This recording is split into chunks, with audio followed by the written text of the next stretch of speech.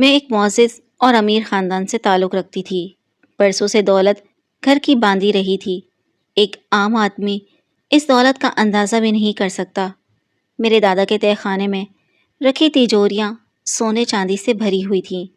ہمارے پائے کے کم ہی لوگ نواب شاہ کے زمیندار طبقے میں رہے ہوں گے۔ میں اس متمول خاندان کی چشم و چراغ تھی۔ یہ اللہ تعالیٰ کی رضا کہ جہاں بے پناہ دولت سے نواز دیتا ہے وہاں اولاد کی نعمت نہیں ملتی۔ میرے والد صاحب نے 2 شادیاں کی لیکن اولاد کی خوشی نصیب نہ ہوئی۔ جب کافی عرصہ گزر گیا اور وہ بڑھاپے کی حدود کو چھونے لگے تو بابا جان کی دونوں بیویوں نے آپس میں مشورہ کیا کہ اب بھی گھر میں کوئی اولاد نہ ہوئی تو جائیداد اور دولت کا کون وارث ٹھہرے گا۔ تبھی دونوں سوکنوں نے اتفاق رائے سے ایک غریب خاندان کی لڑکی سے والد کی تیسری شادی کروا دی۔ میری ماں نوعمر اور خوبصورت تھیں جبکہ والد عمر رسیدہ۔ یہ پہلی غریب خاندان کی لڑکی بابا جان کے خاندان میں بہو بن کر آئی، جبکہ روایت کے مطابق زمیندار گھرانے کے رشتے ناتے زمیندار یا پھر ہم پلہ دولت مند گھرانوں میں ہی ہوتے تھے۔ خاندان سے باہر شادی کرنا بھی عیب تصور ہوتا تھا۔ میں اسی غریب عورت کی کوکھ سے پیدا ہوئی جو بابا جان کی تیسری بیوی بنی تھی۔ میری پیدائش بھی خاندان والوں کے لیے خوشی لائی کیونکہ والد صاحب کافی عمر رسیدہ ہو چکے تھے۔ سبھی مایوس تھے کہ اب اس عمر میں اولاد کیوں کر ہوگی اور سب یہ خوشی دیکھ سکیں گے۔ تینوں ماؤں نے میری پرورش نہایت محبت و پیار سے کی۔ سب ہی کی آنکھ کا تارا تھی۔ مجھ میں شہزادیوں کا سا غرور اور پریوں کا سا حسن تھا۔ کسی کی مجال نہ تھی کہ میرے حکم سے سرتابی کرتا۔ جو ہی میں نے ہوش سنبھالا والدین کو میری شادی کی فکر ستانے لگی۔ میں تب 11 برس کی تھی اور والدہ کی کوکھ دوبارہ ہری ہو گئی۔ اس بار خالق نے کرم کیا۔ خاندان بھر کی دیرینہ آرزو پر آئی اور بابا جان کو اولاد نرینہ کی خوشی عطا ہوئی۔ وہ تو اس آرزو میں جی رہے تھے۔ گاؤں بھر میں خوشی منائی گئی۔ اب وہ وارث والے ہوئے تھے۔ 1.5 سال بعد ایک اور بیٹا ہوا اور ان کی لالوں کی جوڑی مکمل ہو گئی۔ میرے دونوں چھوٹے بھائی بھی میری طرح خوبصورت تھے۔ ہماری حویلی کے اہل شہزادے تو اب آئے تھے۔ ناز و نم سے ان کی پرورش ہونے لگی۔ بیٹوں کی پیدائش کے بعد لگتا تھا کہ والد صاحب پر جوانی لوٹ آئی ہو۔ وہ بہت حشاش بشاش رہنے لگے اور خمیدہ کمر سیدھی ہو گئی۔ وہ سمجھتے تھے کہ بیٹے ہی بڑھاپے کا سہارا ہوتے ہیں، بیٹیاں تو پرایا دہن ہوتی ہیں۔ وہ تو شادی ہو کر چلی جاتی ہیں تو دھن دولت بھی ساتھ لے جاتی ہیں، جبکہ بیٹے ان کی وراثت کی نہ صرف حفاظت کرتے ہیں بلکہ اس کو بڑھاتے بھی ہیں۔ وہ پھلتے پھولتے ہیں تو خاندان پھلتا پھولتا ہے۔ کسی کو اس نظریے سے اتفاق ہو یا نہ ہو مگر پرانے دور کے دولت مندوں اور خاص طور پر زمیندار و جاگیردار طبقوں کو اپنے یہ نظریات عزیز جان ہوتے تھے۔ بے شک انسانوں کے اپنے خواب ہوتے ہیں لیکن اللہ تعالیٰ جو خالق کی کائنات اور مالک دو جہاں ہے، اس کے اپنے ارادے اور اپنی منشا ہوتی ہے۔ وہ چاہے تو انسان کے خواب پورے کر دے، نہ چاہے تو یہ خواب مٹی میں مل جاتے ہیں، اور خواب دیکھنے والے مٹی کے پتلے بھی بالآخر مٹی میں سما جاتے ہیں کہ ان کو تو مٹی میں ملنا ہی ہوتا ہے۔ جب میں 16 برس کی ہوئی تو والد صاحب نے میری شادی کی ٹھانی۔ وہ اپنی زندگی میں ہی مجھے اپنے گھر کی کرنا چاہتے تھے۔ وہ خوب سمجھتے تھے کہ اگر دولت مند باپ کی آنکھیں بند ہو جائیں تو رشتہ دار حتیٰ کہ خود بیٹے بھی اپنی بہن کا کب بھلا سوچتے ہیں، سب پہلے اپنا ہی بھلا سوچیں گے۔ بدقسمتی سے خاندان میں دور و نزدیک میرے لائق کوئی لڑکا نہ تھا۔ جو میری عمر کے تھے وہ شادی شدہ تھے۔ یوں خاندان میں اب میری گنجائش نہ نکلتی تھی۔ والد صاحب کافی پریشان تھے جبکہ غیروں میں شادی کر دینے کا سوال ہی پیدا نہ ہوتا تھا۔ بہت سوچ و بچار کے بعد ایک رشتہ دار کا خیال آیا جس کی اپنی دولت کباب و شراب اور عیش و عشرت میں ختم ہو چکی تھی، لیکن اس کے 2 بیٹے تھے۔ بڑے بیٹے کی عمر 8-9 سال تھی جبکہ میں 18 کی ہو چکی تھی۔ بابا جان نے سوچا وحید 8 سال کا ہے تو کیا ہوا، رشتہ اپنے خاندان میں ہو گیا تو گھر کی دولت گھر میں رہے گی۔ انہوں نے یہ نہ سوچا کہ بیٹی کے لیے ایسا شوہر ہونا چاہیے جو اس کا ہم عمر ہو اور ان کی دولت کے ساتھ ساتھ ان کی بیٹی کو بھی سنبھال سکے۔ یہ پرانا دور تھا۔ ان دنوں لڑکیوں کو اتنا ہی پڑھایا جاتا تھا جتنی تعلیم مقامی اسکول میں مل سکتی تھی۔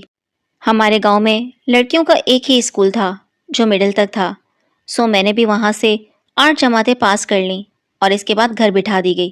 تاہم مڈل پاس ہونے کے باوجود میں غیر معمولی فہم و فراست کی مالک تھی۔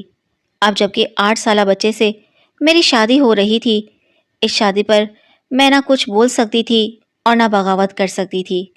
تاہم ذہن کسی صورت اس صورتحال کو قبول نہ کر رہا تھا، چپ چاپ دلہن بننا تھا اور نکاح کے وقت ایجاب و قبول کی خاطر سر کو بس ہلا دینا تھا۔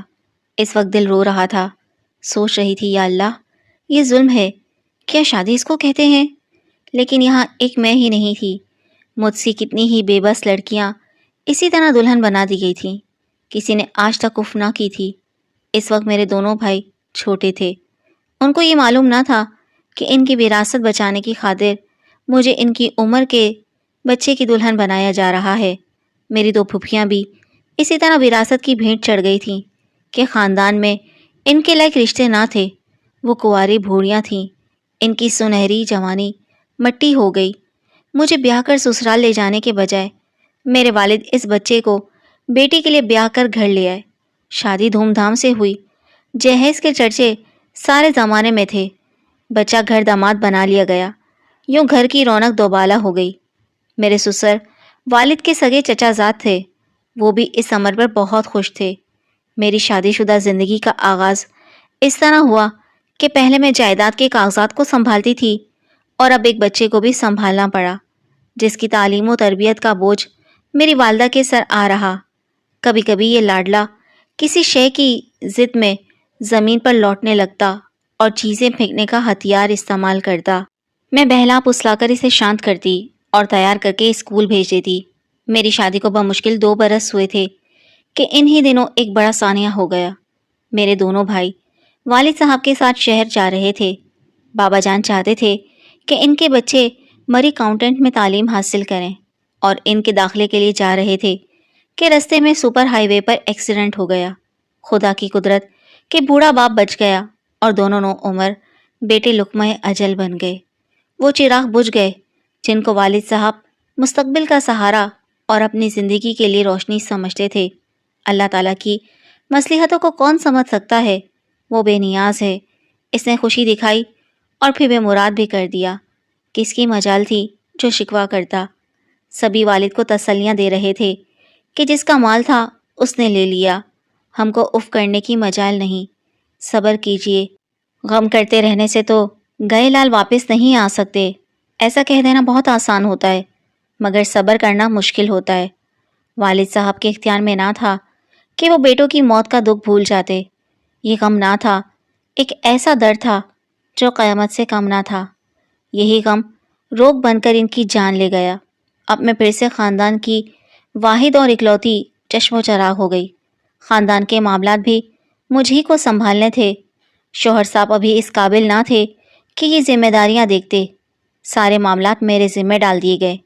قریبی رشتہ دار بھی ایسے حالات میں قابل اعتبار نہیں ہوتے، قریبی ہوں یا دور کے، سبھی دولت پر دانت نکوستے اور الٹے مشورے دیتے کہ لڑکی ذات مجبور ہوتی ہے، جس کو سبھی کمزور ہستی سمجھتے ہیں۔ اس پر ستم یہ کہ میں برے رواجوں سے چھٹکارا نہیں پا سکتی تھی۔ میں نے اس الجھنوں بھری زندگی سے تنہا ہی سمجھوتا کر لیا۔ اس دوران میٹرک کا امتحان بھی دیا اور شرافت سے وقت گزارنے لگی۔ دیکھتے دیکھتے دن مہینوں اور سالوں میں تبدیل ہوتے گئے۔ اب میرا شوہر ایک مضبوط اور خوبرو جوان ہو چکا تھا اور میری جوانی مزید فراست کی منزلوں کو طے کر چکی تھی۔ شریک زندگی تو مجھ سے یوں دبتا تھا جیسے اولاد والدین سے یا شاگرد استاد سے۔ عمروں کے ساتھ ساتھ ہمارے خیالات اور دلچسپیوں میں بھی زمین و آسمان کا فرق تھا۔ ہم صرف دنیا کے ڈر سے مجبور تھے، ورنہ میں نہ اس کی بیوی بن کر رہنا چاہتی تھی اور نہ وہ میرا شوہر، مگر شرعی بندھن سے ہم مجبور تھے۔ مجھے زندگی کی پہلی خوشی اس وقت نصیب ہوئی جب میں ایک بیٹی کی ماں بن گئی۔ میں اس بچی کی محبت میں کھو گئی۔ شوہر نے میری توجہ بچی کی طرف دیکھی تو پر پرزے نکالنے شروع کر دیے۔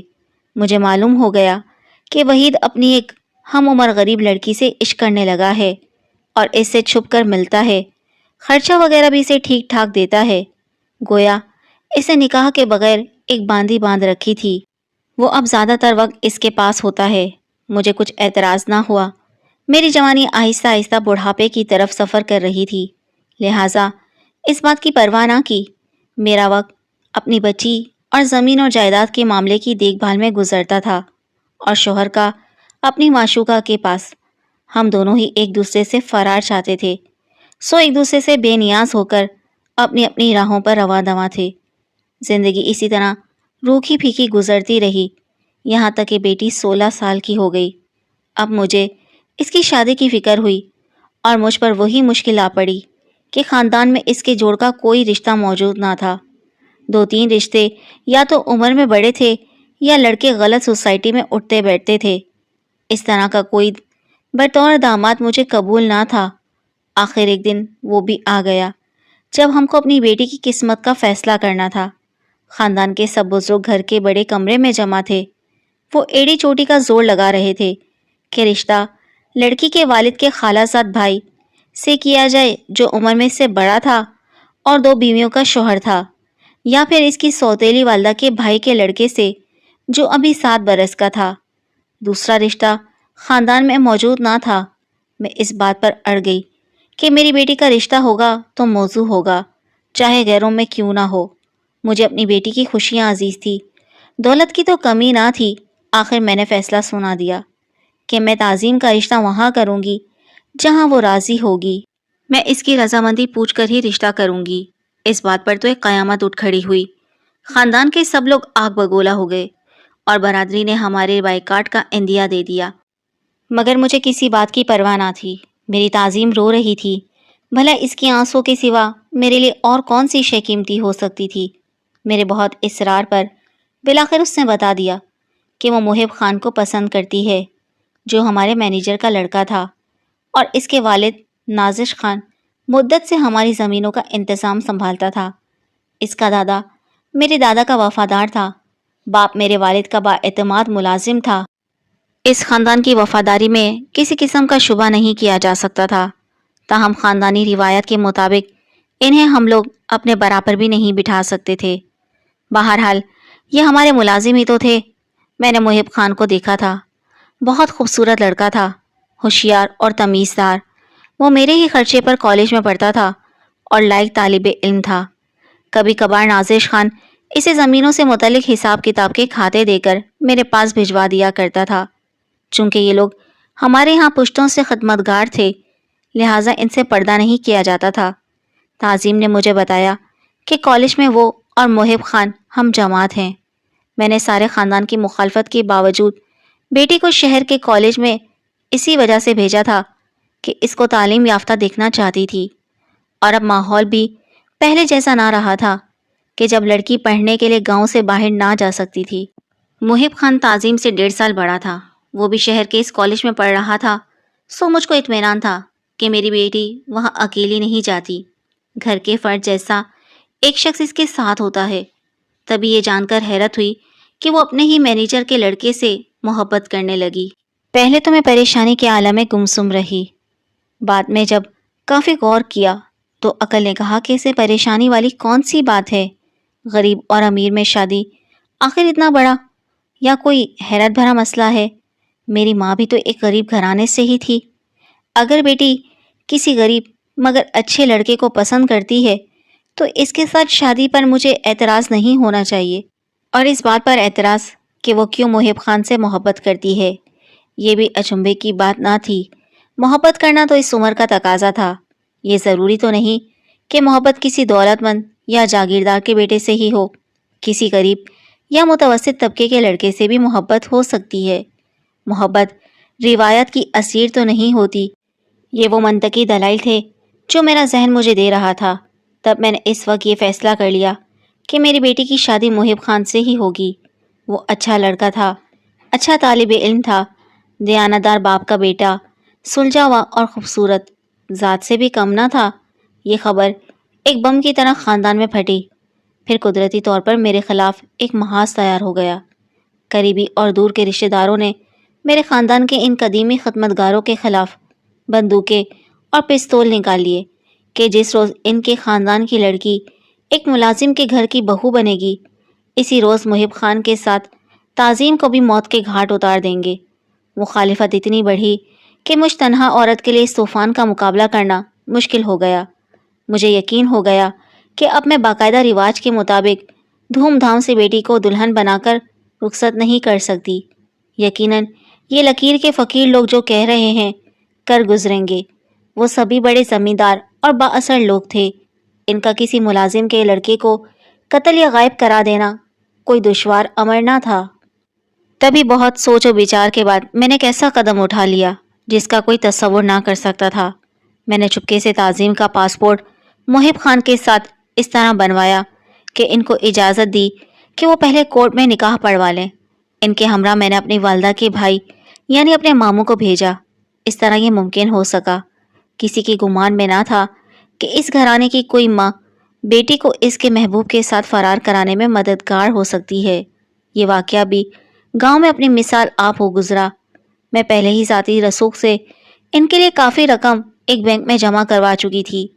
اگلے روز یہ خبر سارے گاؤں میں جنگل کی آگ کی طرح پھیل گئی کہ رشتے سے انکار پر بیٹی مینیجر کے لڑکے محب خان کے ساتھ گھر سے چلی گئی ہے۔ ہماری وفادار ملازمہ نے یہ بات ہر طرف پھیلا دی کہ جب بڑی مالکن نے سختی سے تعظیم بی بی کو اس شادی سے منع کر دیا تو وہ بہت روئی، اور صبح جب بڑی بی بی نے دیکھا وہ اپنے کمرے میں موجود نہ تھیں، میں لوگوں کے دکھاوے کو کئی دن تک روتی رہی، لیکن دل سے بیٹی کی خوشی اور اچھے نصیب کے لیے دعائیں بھی کرتی تھی، کیونکہ نصیب تو اللہ تعالیٰ نے بنانا ہے۔ میں نے تو اس کی خوشی کے لیے اپنی دانست میں ایک موضوع جیون ساتھی سے دیا تھا۔ سچ شکر کہ میرا فیصلہ برا ثابت نہ ہوا۔ تعظیم پہلے کراچی میری ایک سہیلی کے پاس رہی۔ بعد میں جب دونوں کا ویزا لگ گیا تو وہ باہر چلے گئے، جہاں انہوں نے اعلیٰ تعلیم حاصل کی اور ازواجی خوشگوار زندگی گزارنے لگے۔ میں نے اللہ کا شکر ادا کیا کہ میری بچی جاہل ماحول میں بے جوڑ رشتے کی بھینٹ چڑھنے سے بچ گئی اور اپنے سے پیار کرنے والے شخص کی دلہن بن کر خوش اور آباد ہو گئی۔ اس کی قسمت اچھی تھی، میری دعاؤں سے اسے کوئی غم نہ دیکھنا پڑا۔